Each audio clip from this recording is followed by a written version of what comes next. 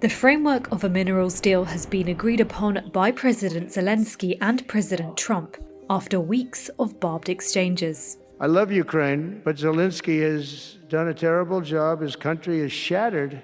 Kyiv says it's willing to give the US access to its critical minerals, but wants American military support to be part of the deal. It'll be great for Ukraine. It's like a huge economic development project, so it'll be good for both countries. But what minerals does Ukraine have? Why does Trump want them? And what will both Washington and Kyiv really gain? Ukraine is believed to have deposits of at least 20 of the 50 minerals that the US considers critical.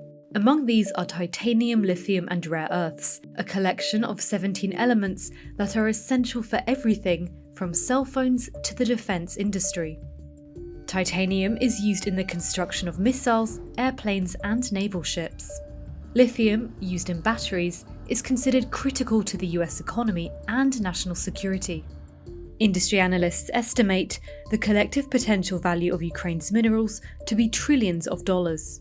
Lithium is one of the minerals that Ukraine has that is potentially very valuable, but it is very expensive to get a lithium mine up and running.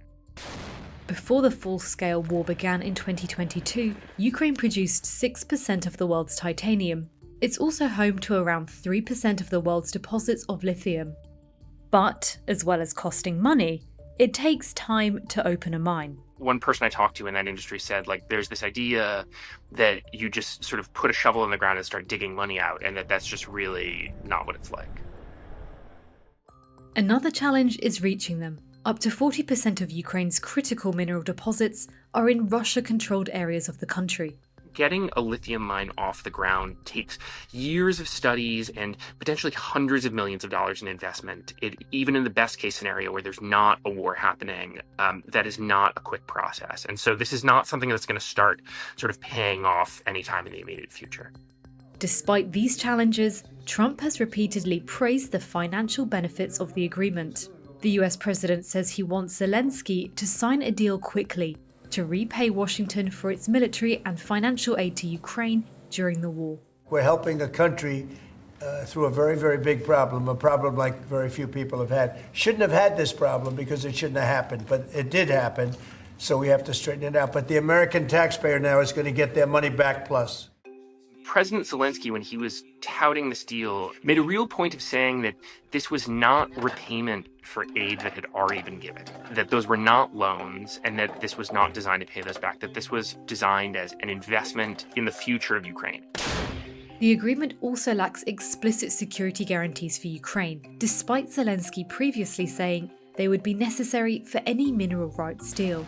He just wants to ensure, and I think this is a big issue for Ukrainians in general, that the Russians don't agree to a ceasefire and then rebuild their arsenal and then invade again in 2 years. And so I think what they want is investment from well-armed Western countries of some sort. They want troops on the ground, ideally. That is generally what he's looking for.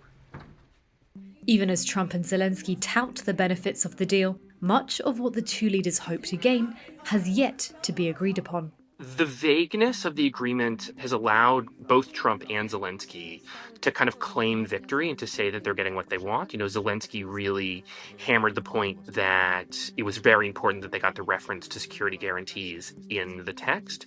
Trump is saying we are going to get paid back for all of this investment that we've made. And I think the vagueness has allowed both of them to do that. But the real question will be once they try to hammer out the details, if there are things that they really can't agree on.